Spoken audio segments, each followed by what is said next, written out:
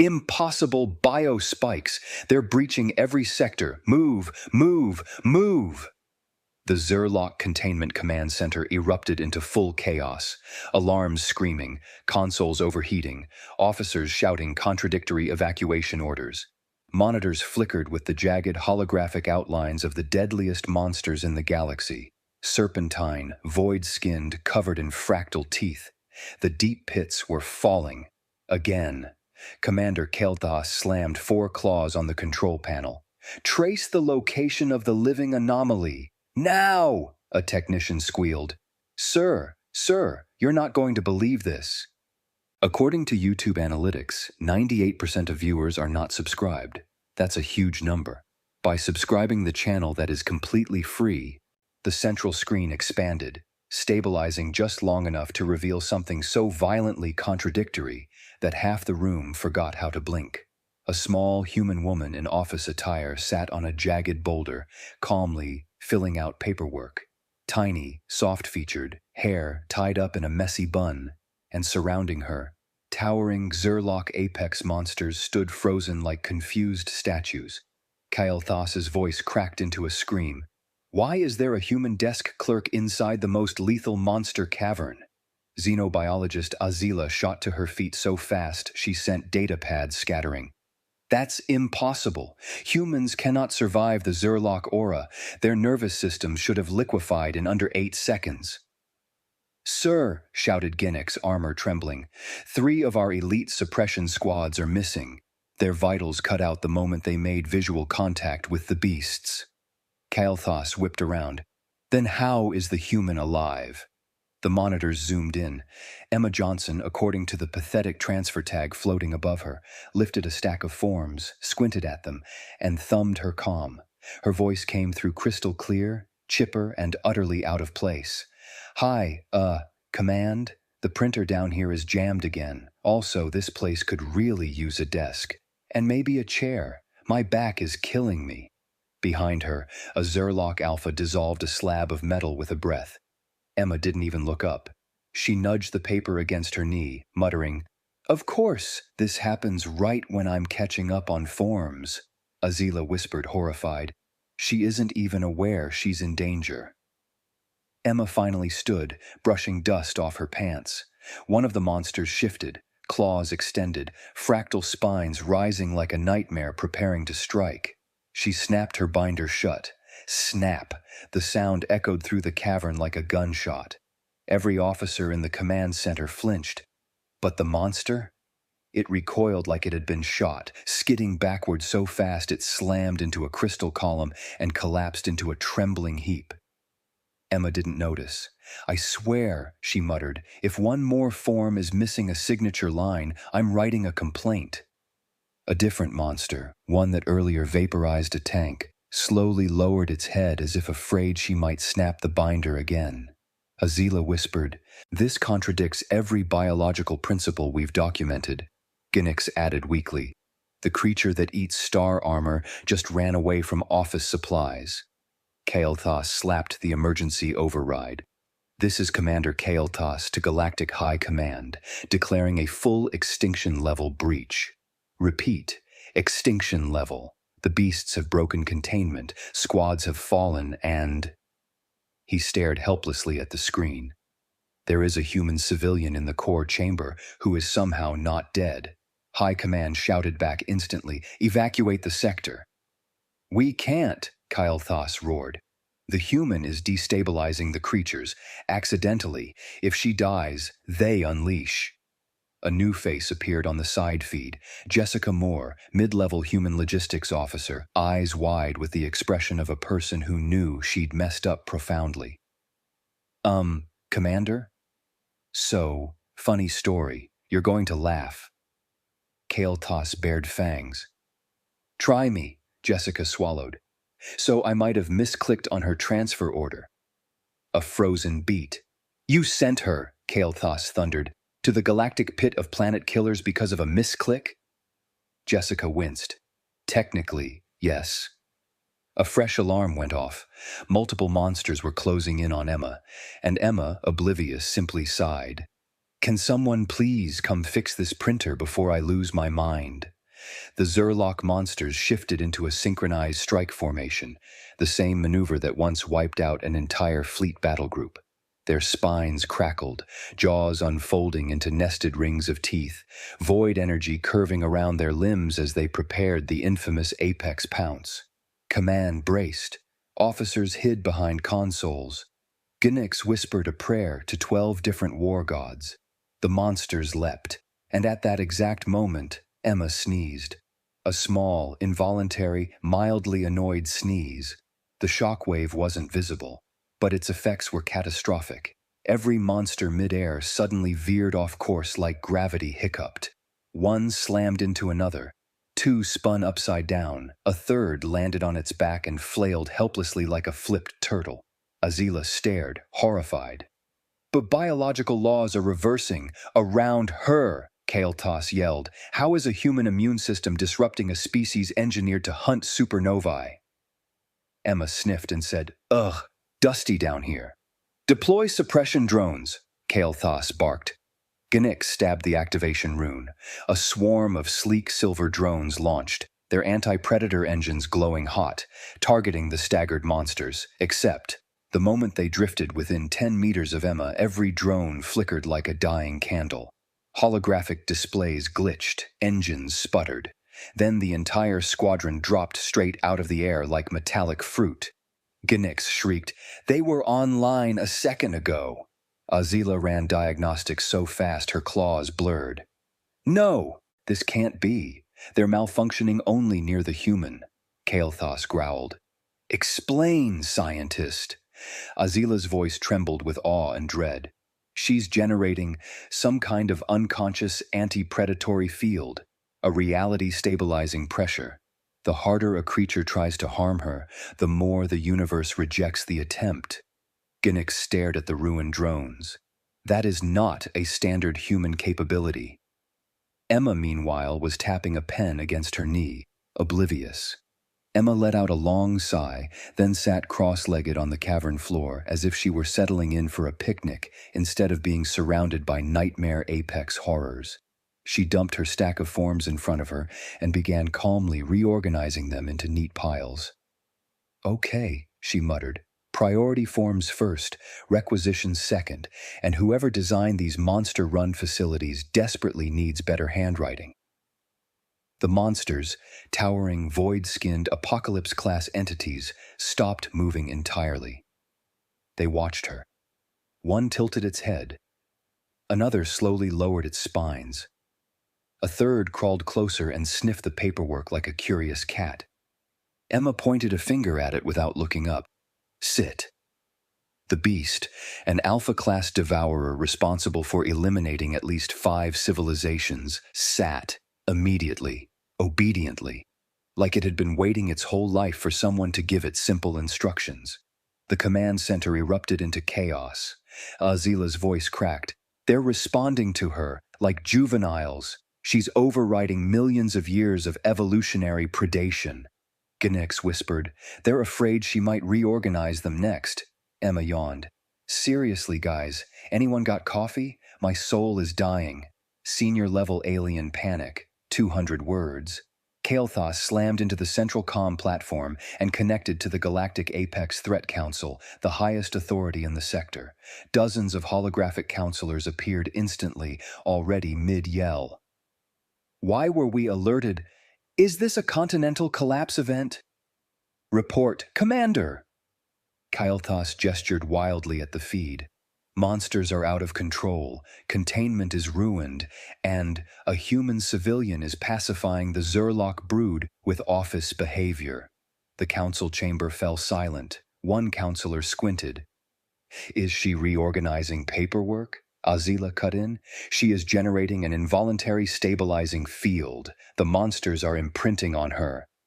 Another counselor shouted, Evacuate all nearby sectors. They could break through reality itself. Kael'thas barked, If we move her, they'll follow. The council began panicking, overlapping orders, demanding protocols that had never existed. Meanwhile, Emma rubbed her arms. Seriously, Command, she said over the comm. Any chance someone can send down a cup of coffee? This place is freezing. Also, one of the monsters drooled on my paperwork. And I'm not reprinting all this. The council watched her speak casually to the galaxy's most feared creatures. Collectively, they decided the universe was broken. Azila rifled through centuries of monster lore holotexts, her mandibles twitching in disbelief as contradictory data scrolled faster than her eyes could track. "None of this makes sense," she cried, stabbing one claw at an ancient glyph projection. "The Zurlock brood is driven by entropy. They worship destructive cycles. They kill anything that demonstrates order. They're supposed to rage against structure, hate predictability, annihilate anything that suggests routine." Kael'thas gestured at the cavern feed. Emma Johnson was currently rearranging a stack of forms by color. The monsters were quietly watching her like fascinated toddlers. Azila continued flipping pages desperately. "According to everything in our archives, they should be dismembering her. She violates their fundamental creed simply by existing." Emma, meanwhile, reached for a glowing, crystalline idol on a pedestal, an artifact the Zurlock considered a sacred extinction relic. It pulsed with lethal, entropy-laced energy. Azila screamed. Kael'thas lunged toward the monitor. "Human, do not touch that! It erases life at the molecular level!" Emma turned it over in her hands. "Huh," she said casually. "Pretty." The idol dimmed. The monsters bowed their heads. Azila fainted. When Azila recovered, she found Emma stacking bones and glowing crystals into neat clusters, as if organizing a cluttered office kitchen. Kael'thas sputtered, "Human, what are you doing?" Emma shrugged. "You ever walk into a messy break room and everyone's cranky? Same vibe here." She nudged a massive femur aside. "They're not angry, they're territorial, and their nest is a disaster zone." Ginix blinked. "They're what?" Emma gestured broadly. "This whole cavern is their workspace, but it's chaotic, cramped, badly lit, and full of junk. No wonder they're lashing out." Kael'thas stared in disbelief. "Our greatest extinction threat is having a bad day?" Emma smiled politely. "Honestly, most conflicts are just people, or giant star-eating creatures being stressed because their space is a mess." She dusted her hands. "I'm just cleaning." The monsters watched her with reverent awe. As Emma continued reorganizing the cavern, pushing aside debris, stacking artifacts, clearing pathways, the monsters began responding in ways no xenobiologist had ever documented. One lay down peacefully. Another curled its tail neatly around itself. A third nudged a pile of bones toward Emma as if offering help with the cleaning. The command center fell into stunned silence. Galactic doctrine held that the Zurlock were beings of pure chaos, untrainable, uncalmable, unreasoning.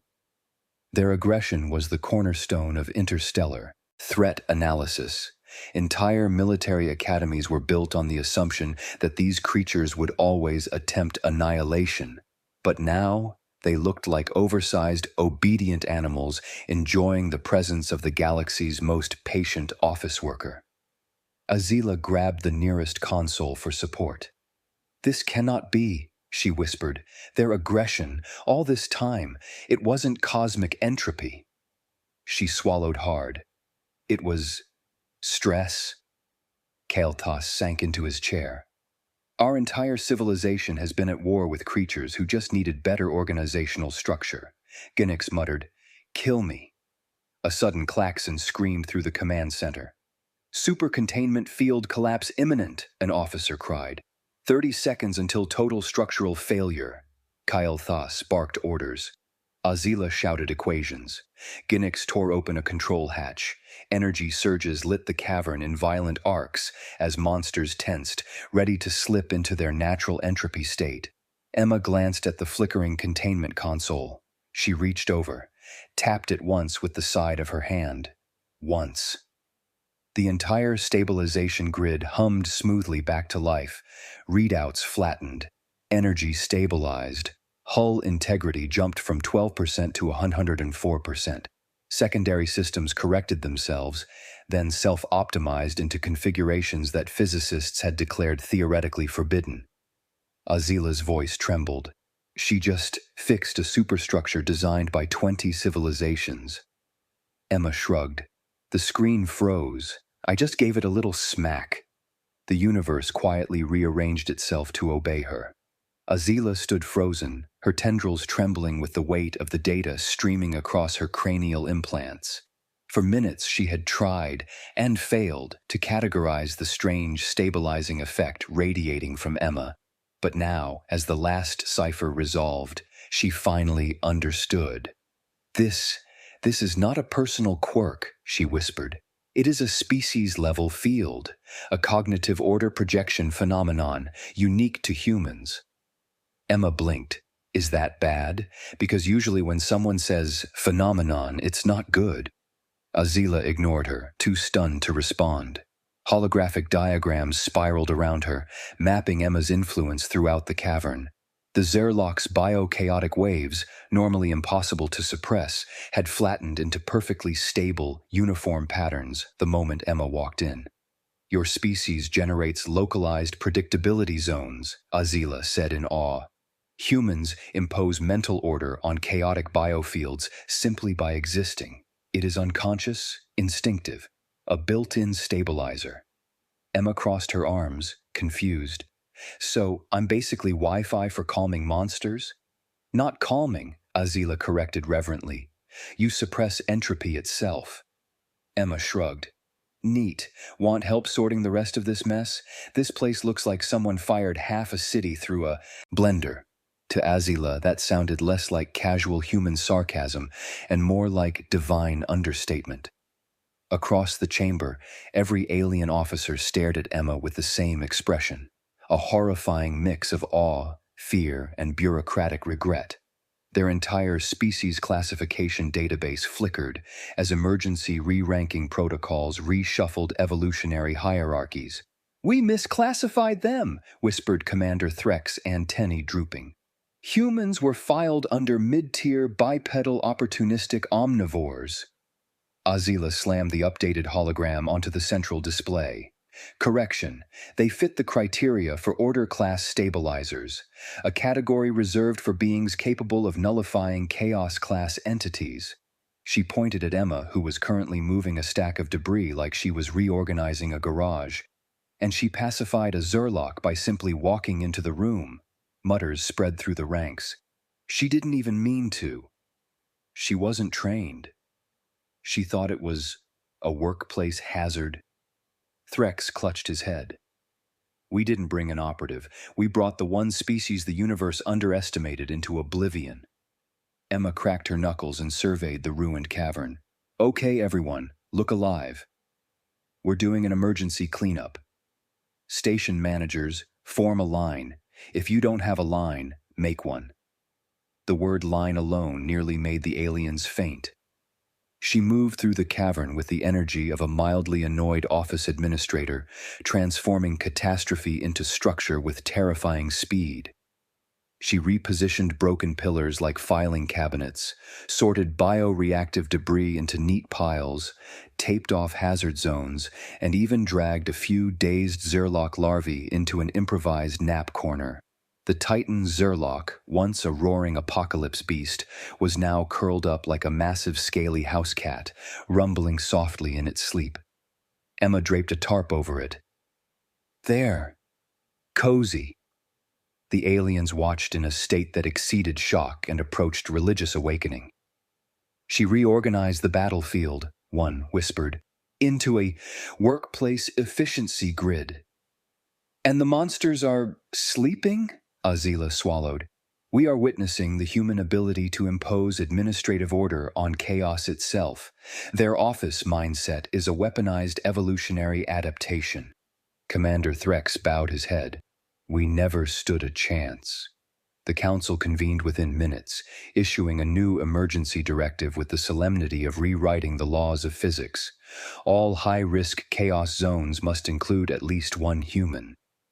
Humans are to be granted order-class stabilizer clearance immediately.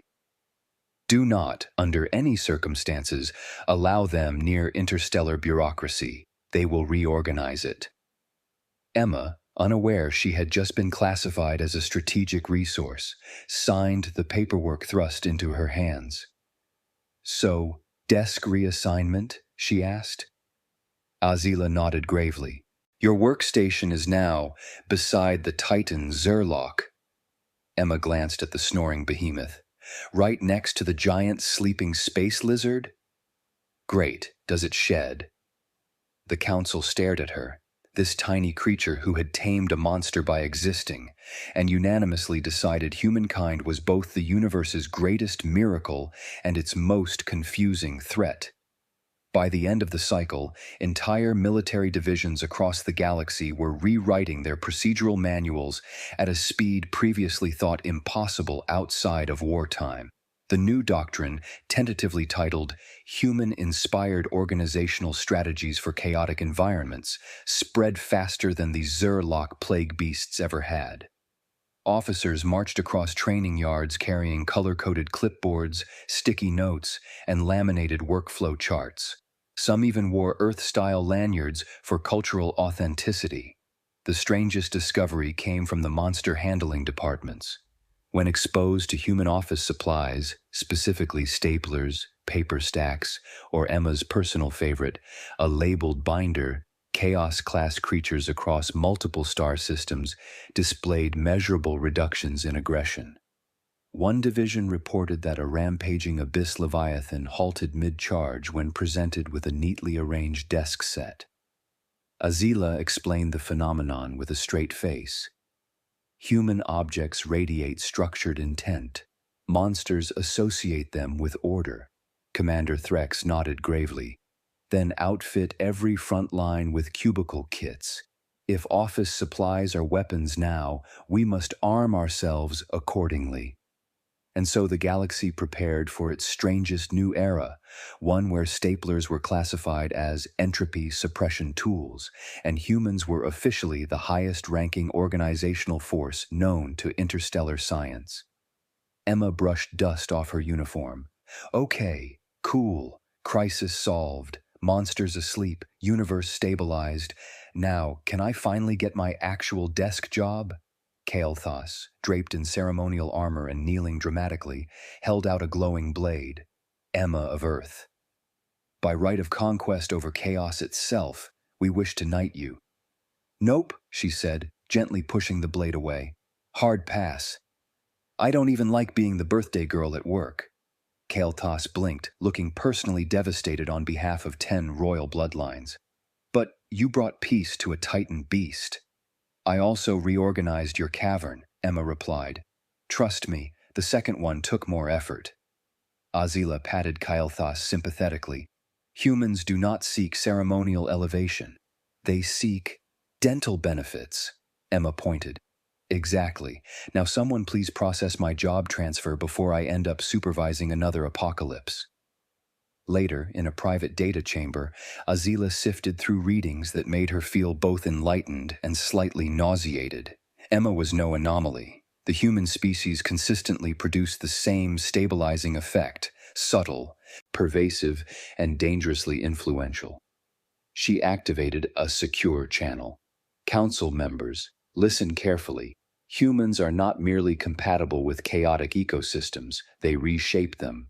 If our models are correct, humans may be universal stabilizers, the key species capable of guiding entropy-dependent evolution." The council erupted. That would make them foundational to galactic development. "Do they know?" "We didn't know." "How many humans are currently in unregulated zones?" Azila checked her datapad.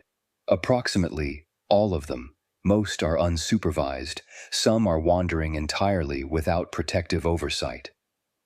Silence fell like a dropped moon. Finally, a council elder whispered, "So the galaxy's stability hinges on creatures who pack lunches, complain about mornings, and form lines even when not required." Precisely. The panic was immediate, quiet, and profound. Emma returned to the station office as if she hadn't just become a cosmic evolutionary cornerstone. She walked in, clocked her time card, and plopped down at her temporary desk. "Hey, Jess," she said casually. "Can you fix that original transfer bug? Turns out my assignment form got routed into a death cavern. Jessica didn't even blink. Yeah, sorry about that. Someone spilled coffee on the automation queue again. Emma nodded. Figures. She settled into her seat, finally ready to start her day like a normal employee. Outside the panoramic window, the enormous Titan Zerlock she'd calmed earlier stirred awake. It lifted one massive claw, waved at her gently like an oversized pet, then curled back to sleep on its mountain-sized pillow. Emma sipped her tea. I swear, she muttered, if they assign me monster-feeding duty, I'm filing a complaint. And just like that, normalcy, human style, returned to the galaxy.